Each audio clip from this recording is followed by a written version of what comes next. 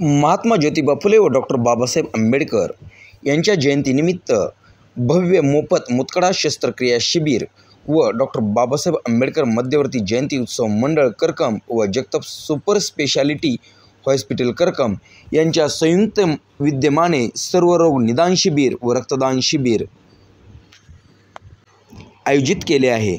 दिनांक 14 एप्रिल 2025 रोजी वार सोमवार, वेळ सकाळी 9 ते दुपारी 3 वाजेपर्यंत, स्थळ करकम बस स्टँड। MK न्यूजने केलेला वार्तालाप। गरजूंनी याचा लाभ घ्यावा, जनहितार्थ जारी। पंढरपूर तालुका प्रतिनिधी विजय नलोडे, MK न्यूज, महाराष्ट्र।